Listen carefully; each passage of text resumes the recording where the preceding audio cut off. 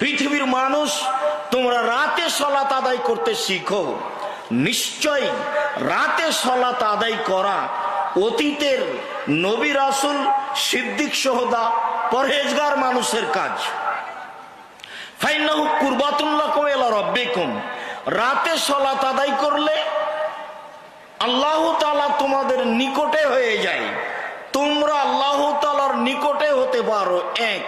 দুই, মাগফিরাতুন লিসায়াত, পাপ মিটে যায়। তিন, মানহাতুন লিল ইসম, মানুষ পাপ থেকে দূরে সরে যায়। রাতে সালাত আদায় করলে মানুষের তিনটি ফল বের হয়ে আসে। তার একটা হলো এই যে ও আল্লাহকে নিকটে পায়, আরেকটা হচ্ছে তার পাপ মিটে যায়, আরেকটা হচ্ছে সে পাপ থেকে দূরে সরে যায়। অনেক মানুষ চেষ্টা করে পাপ ছেড়ে দেওয়ার, কিন্তু পরিস্থিতি তার অনুকূলে হয় না। কিছুদিন পরে আবার সে পাপ করে ফেলে, আবার চেষ্টা করে, আবার করে ফেলে।